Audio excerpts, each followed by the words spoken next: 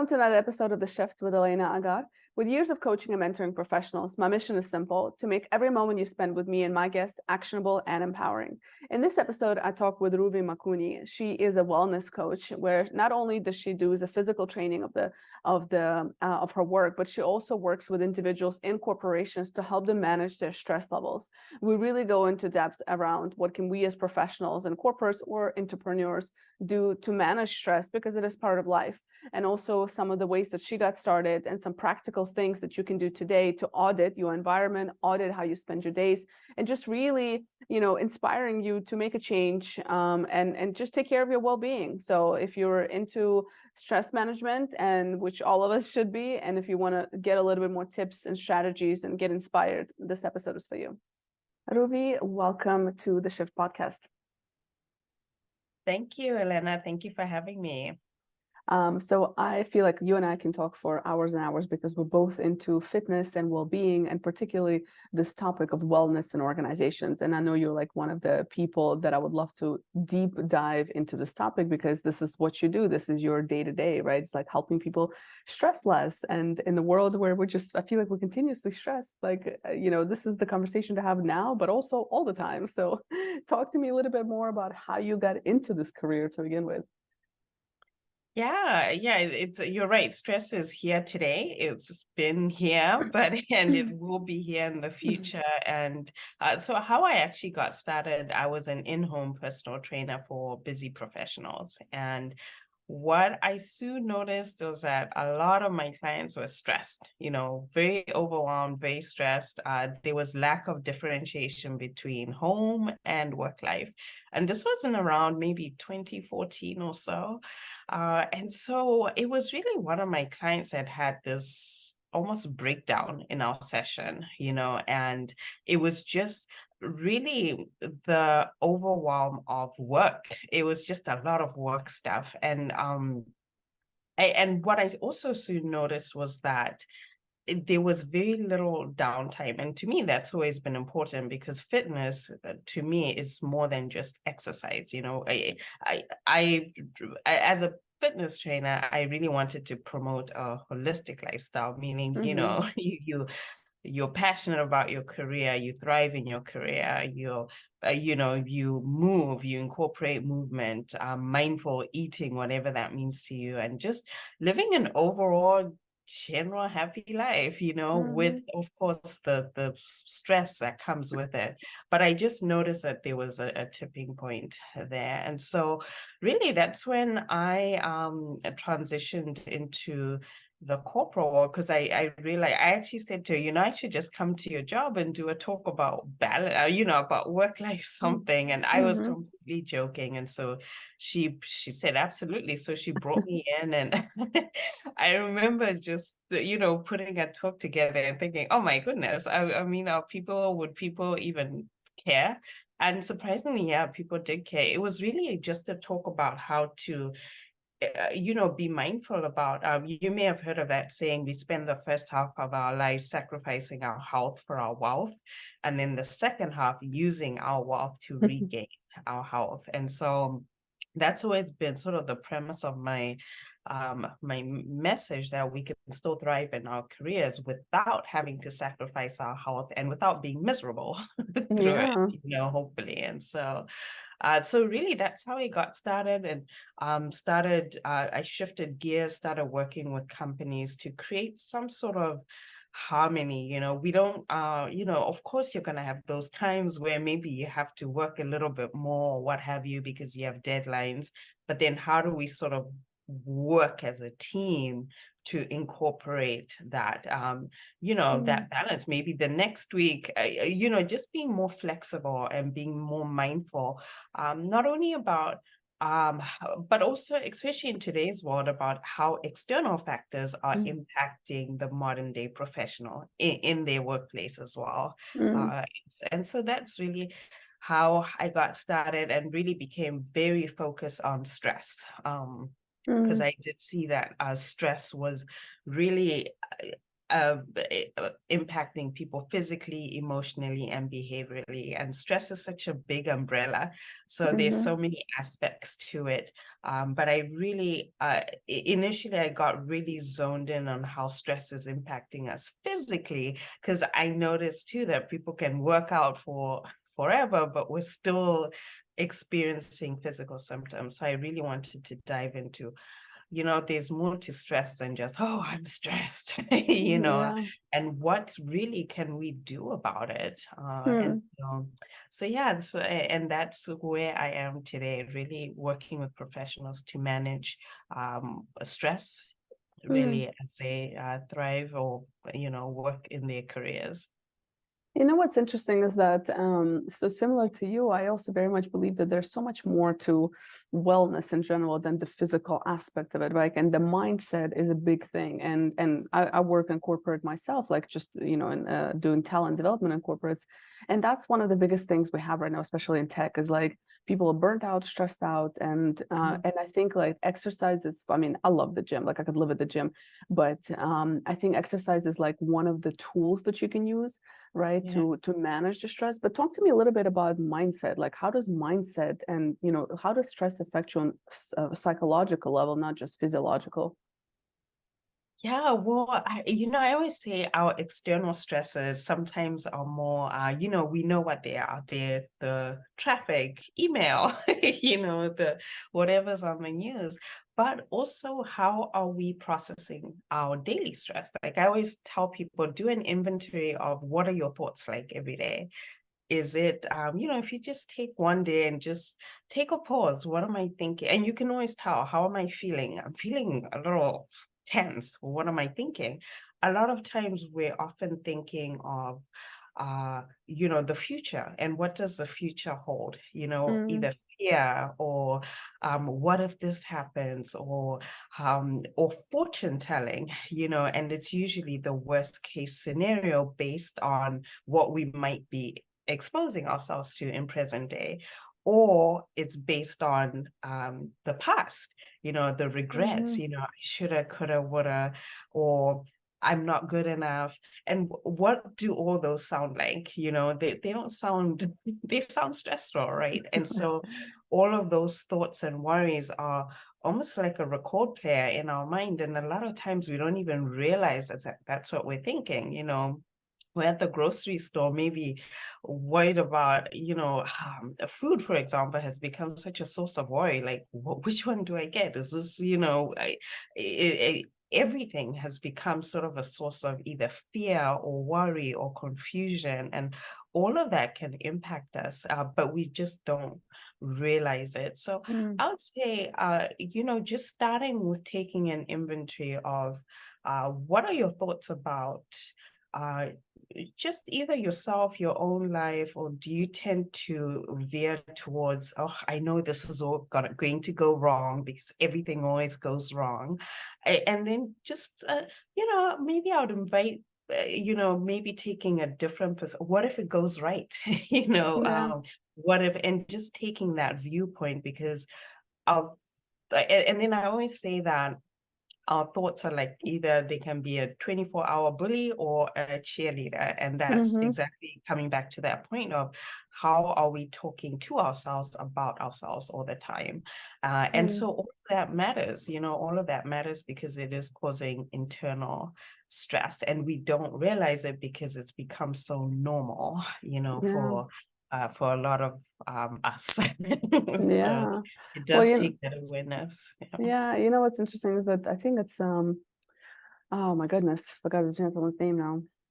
Oh my goodness. Anyway, it's a psychologist. Oh my God, can't anyway, I forgot his name. I can't credit, but it's he talks about that our personality creates our personal reality, right? Yeah. So it's almost like, and I see this, and I'm curious what you think about, especially like personal training clients, like fitness clients, because I see a lot of people that are so when they're like feeding themselves like the bully, so to say, their mind is like the bully, and so it's very hard to even get to that optimal performance state physically if you are continuously feeling like, you know what I mean, like talking down to yourself, you know, oh, I didn't do it right enough, or I'm not losing weight, or I'm not getting stronger. And it's almost like that negative loop. So I'm curious, like, how do you think that impacts the impact on the physical aspect of the body? Like, you know, because I feel like that's a blocker. The emotional mind piece is a blocker to a lot of progress.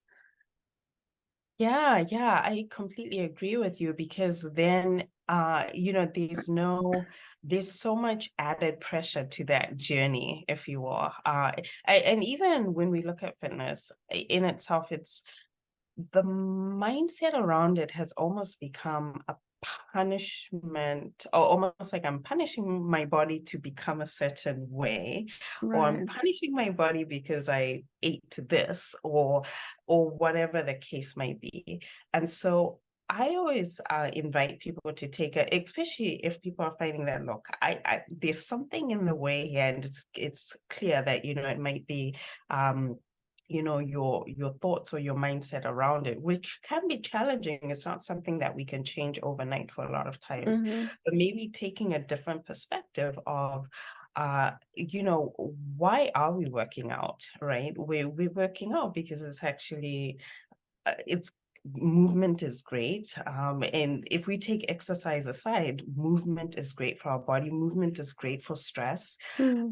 but also, looking at it from the perspective from, I have to exercise, or I have to get to this certain size, to, gosh, I get to move my body. I'm grateful for the fact that my body moves. I'm grateful Yeah. for the fact that, I am in this position to take, to walk. I'm grateful that my legs allow me to, and that takes you from criticizing whatever, on your body to, I'm grateful for the function that my body, and my arms have, or Mm. that they allow me to do. And that in itself takes away the stress and the worry and the pressure associated with, I have to look, I have to, I have to do this right, and what have you. And then also finding something that you enjoy as far as working out. Mm-hmm.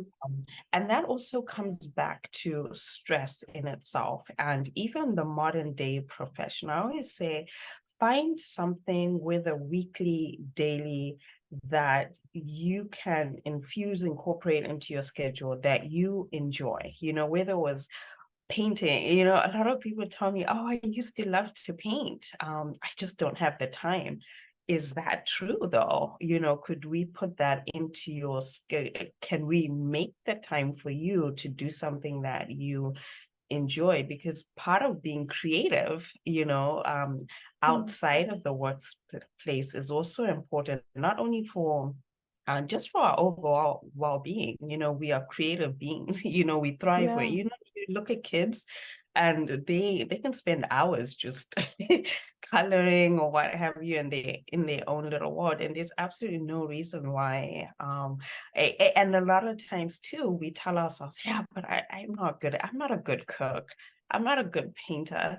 That's okay. No one's, we're not Yeah. great You don't at each have to. other. We can exactly. And even trying something new, maybe it's completely outside of your comfort zone, but the overall point here is getting out of your normal day to day, because it can become so monotonous doing the same thing day in, day out. And if you're experiencing the same thing day in, day out, most likely you're experiencing the same stresses day in, day out. So just switching it up doesn't mean that it doesn't fix everything. I know a lot of people are going through a lot of struggles, but even finding, ways to take that walk in the park, go for that hike, try Mm-hmm. that paint class, go to, and all of these don't, it doesn't have to cost anything like that, but where can you start maybe switching things up that also bring you joy, Mm. and so that's what we talk about when we say harmony, balance. We don't have Yeah. to be taking 2-3 week vacations for that. Yeah. So No, it's you're so right. It's almost like you have to make it part of your lifestyle and keep it consistent. right? And I think Yeah. that's what people, everybody's looking for these magic formulas, and they feel like, oh, well, when I have time, or when I change my job, or when this will happen, or when I Yeah. can afford it. And I feel like it's just all excuses. And I was talking to another guest on my podcast the other day, and he was like, people just need to stop making these excuses and just actually do something. And everybody keeps planning, like we're such planners. Like, stop planning things, just go do it. Like, so you don't need to plan to go for a walk. You don't need to plan to, like, if you know what I'm saying. And it's like, and sometimes I want to shake people up, and people are like, well, I will think about it. I will plan it for next month. What do you mean you're going to plan it? It's 10 minutes. Get your ass outside right now. Do you know what I'm saying? Like, what are you talking about? Yeah, and the thing is, we prioritize so much, and so we do have the time a lot of times. It could be, whether it's getting up and stretching or what have Yeah. you. It's just a matter of perspective, and really making that non-negotiable commitment that, every day I'm going to do something for me. It doesn't Mm, have to be a big to do. It's just making sure that every day I am on that list. If not, top of the list, which is, the morning time is really a great time to make that a time for yourself, whether it means getting up early, getting whatever it is for you, whether it's working out, journaling, getting some silent time, walking, what have you. Because the rest of the day, you're pretty much, oftentimes we're being pulled in many different directions, but mm, at least starting off in that morning, and even going into the point of mindset, mm. oftentimes if we wake up in the morning, we're like, oh, it's going to be a horrible day. Yeah, Most likely it will be. it will be. You just created your day already before it even started. Exactly. And maybe just having that switch that, today's going to be a good day.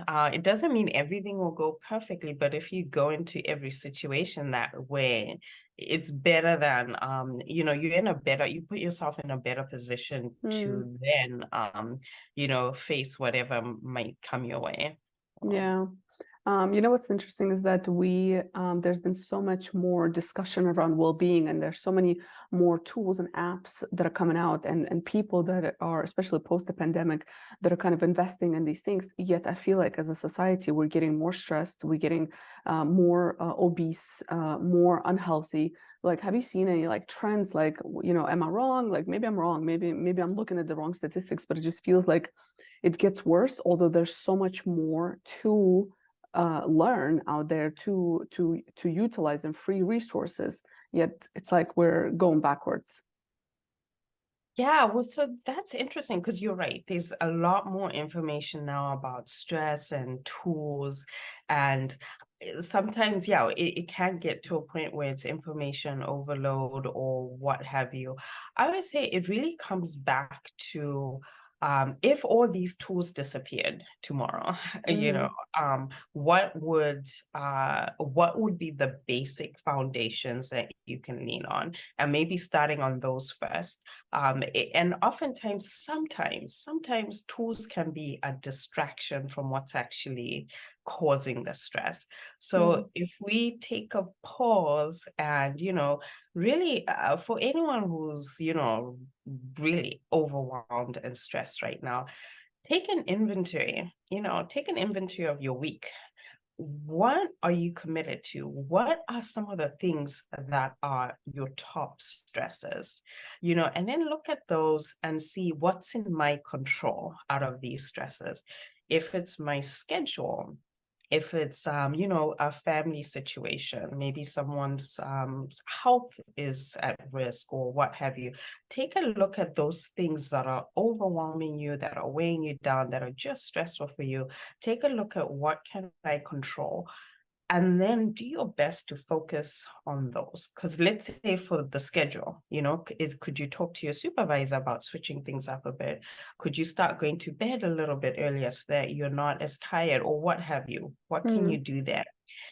If some of the stresses are external, world events, for example, or some of the stresses are things that you can't physically control right now, I would say sometimes too, we tend to worry about things that we can't really do much about today, or, Mm, or we overcommit as well.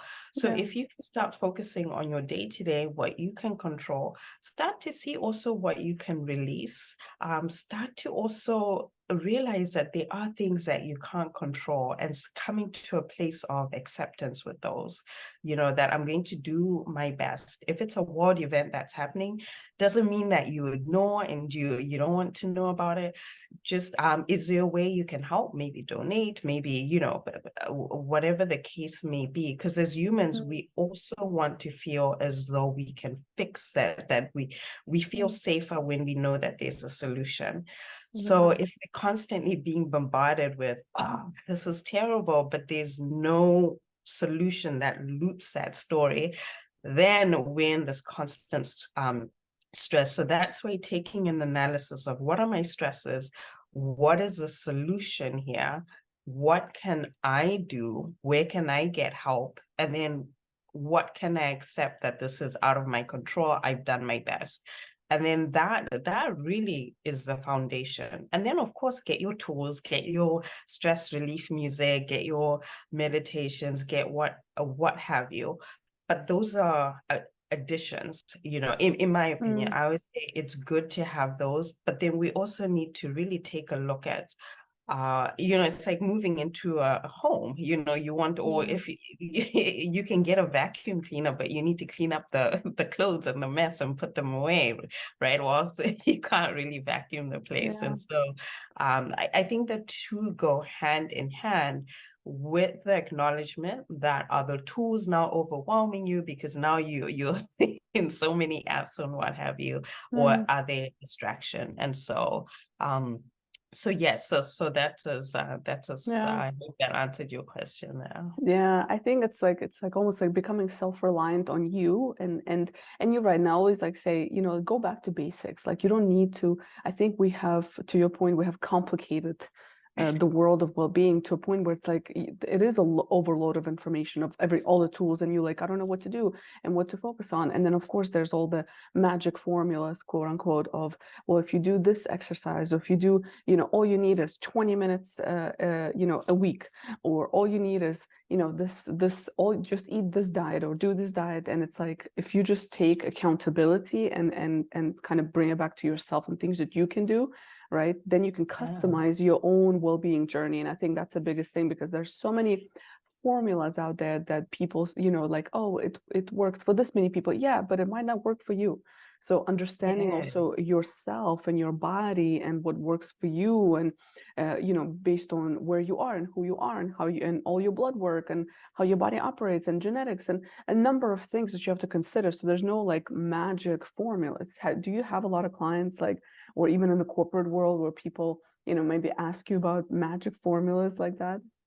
Yes, and I'm so glad you said that, customizing it for you, because I always say, what I'm sharing, what you're hearing, and it's like collecting data and then coming back to yourself and thinking, okay, what feels right for me? So if I've just read that doing breath work for 20 minutes is fantastic for stress, or what have you, but just it stresses me out even more, then really coming back to yourself and understanding that yes, it's okay, of course, listen, gain information, collect that data, but then also Mm, come back to yourself and say, okay, 20 minutes is a little too long for me, maybe I can do 5 minutes. I'm good with that, and I feel good with that. Or you know I'm being told that running for an hour is the best thing, but I really don't like running. I would rather jump rope or what have you. yeah. Really do what, come back to yourself, what makes you, of course, try new things and things like that. But just because it worked for someone else, it doesn't, and it's okay if it doesn't work for you. It doesn't mean that you're a failure or anything like that. It's Mm-hmm. just maybe, how can you make it work for you, or how can we find something that you would find enjoyable and that you can stick to, and that, that actually works for you. And so it is really, and we're all experiencing with, almost similar situations, but we're all different at the same time, you Yeah. know. So yeah, I'm so glad you said that. And you're right. People, of course, do want that magic formula, and I'm glad that we live in a time where we can share so widely and freely. But it comes back to self-reliance, and also being reflective of what works for me and what feels right for me. Mm. Yeah, it's pretty interesting because I think it just goes back to like that education, and to your point, like collect the data, educate yourself, and then create whatever works for you. And I think that's where it's at. And like, I mean, just through my own experience, I'm sure you've experienced the same, but like through my own experience, like testing things out on myself, like different eating habits, different lifestyle choices, etc. That people would swear by. And I think during my health journey, I've tried so many different things, and then I just realized that there's certain things that work for me that would never work for somebody else, and vice versa. And it's been, and experimentation is also nice. You know what I mean? To Yeah, experiment, like yeah. what does your body need? Like, how does your body feel after this food, or eating this way, and etc. So it's do you see, like, is there any, like, the basic principles that everybody should follow, like no matter who you are? Is there like a blanket kind of set of principles? Yeah, I would say, in this day to day, making sure that, that every day you're doing something, um, that's mindful, if you will, for your stress, for your mental health, for your physical well-being. Because a lot of times, because going back to the point that chronic stress, really, living in that chronic stress has become normal for a lot of people. And Mm-hmm. so, back in ancient times, maybe someone will be walking in the jungle, they see a lion, the heart rate goes up, adrenaline, cortisol, they either run away, get back to their village, the community helps them fight off that lion, and the stress, they're back into rest and digest. The stressor has gone. And so, stress in itself, there's that good stress, and then there's that chronic stress, short-term stress and long-term stress. So it's not that, we do need a certain amount of stress, Mm-hmm. but being mindful about being in that chronic stress. Now, fast forwarding to our modern day, our stresses are not the lion anymore. Our stresses are the modern stresses, deadlines, news, emails, relation, you name it. And so just being so what's happened is that living in chronic stress constantly, it's not physically sustainable, number Mm-hmm. one, for our body. And so we've, of course, start to see that either symptoms in our bodies, physically, behaviorally, emotionally as well. And so coming back to, and absolutely, we can find the bandages, if you will, but coming really back to, how am I feeling? What is this schedule that is this sustainable? Is this lifestyle sustainable for me? Am I close to burnout? Am I going down the road of burnout?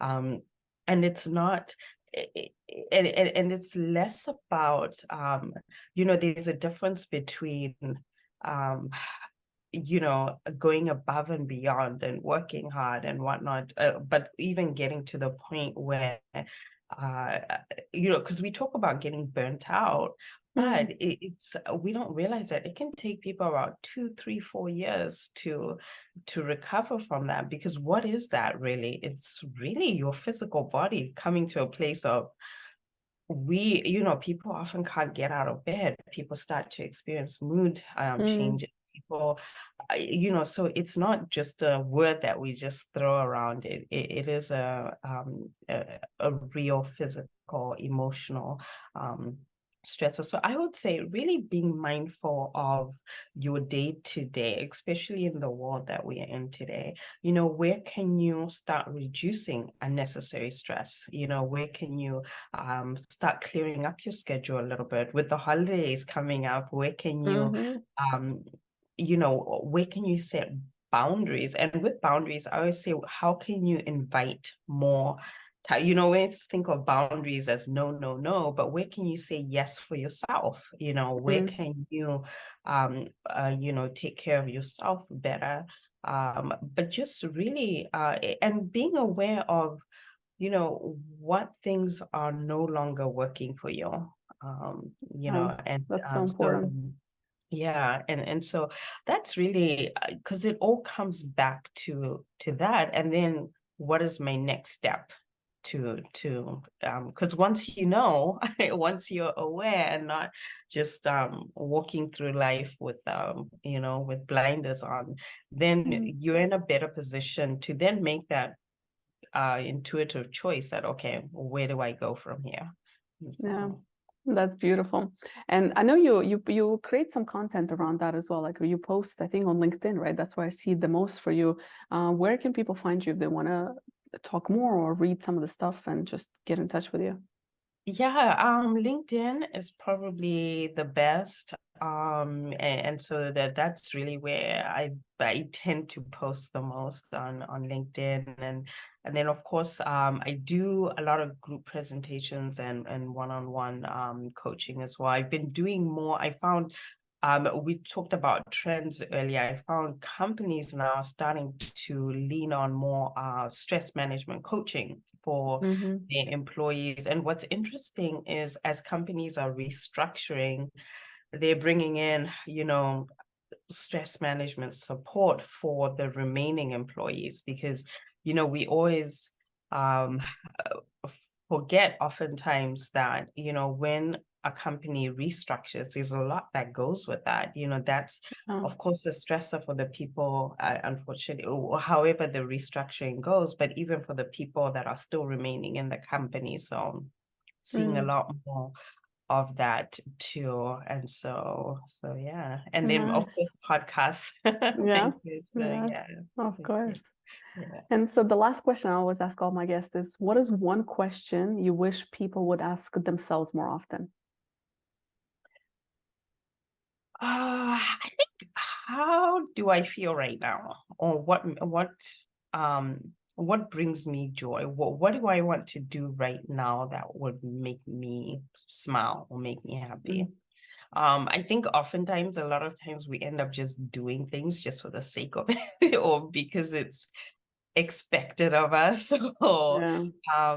but I think even, and I tell some people I work with, some of my clients, that every day, I give a little journal prompt, particularly for people that have a hard time thinking of them, doing something for themselves. Like every night, just do an inventory of how did my day go today? How do I feel today? What is my body telling me today? And this is important because I often find that I always say when we are driving a car and we see that check engine light go off, Mhm. most of the time it's a it's Feel imprinted I in our gotta get it brain. done. Yeah. And we get that car as soon as possible because we know that if we don't do something about it, without a doubt, whatever that red light is signaling, if we don't take care of it, it's going to impact everything else in the car, most likely. But when our body sends us signals, whether it's a headache, whether it's digestive issues or a back pain, we just kind of ignore it and we're like, Mm. yeah, I can just, and granted, some things, it's maybe due to dehydration or what have you, but a lot of times we just ignore it and we just keep going, and then months or years later we're like, oh gosh, yeah, I've been having this symptom for months. Yeah. And so that's why I always like the daily cue that every day check in, how am I feeling today? Oh, I'm a little bit tired. Okay, I'm going to go to bed a little bit early today. Or I keep getting this headache. Why is this happening? Is it happening every Wednesday. What happens every Wednesday? I'm in a lot of meetings. Okay. Maybe that's a day to incorporate some walks after the meeting. So things like that. So just really paying attention and being present is really what it comes down to. Yeah. Well, Ruvi, thank you so much. You shared a lot of practical things. And you know what I love about the podcasting world is that, especially the topics that I talk about, is because it reminds me personally, as much as I love the topic of well-being, I'm like, oh yeah, like I should probably do that. So it's a beautiful, I always say like I do it for selfish reasons, this podcast, because it just makes me better as a person, but I hope people that are listening also taking away, because there's some really practical things that you've shared. And so it's amazing the work that you're doing. It's very much needed. I'm sure business is booming and will be booming because it's such a need in corporates. So I appreciate the work that you do, and hopefully we speak again sometime. Yes, well, thank you so much. It was so great speaking to you. It was so comfortable speaking to you too. So thank you. Thank you so much for having me.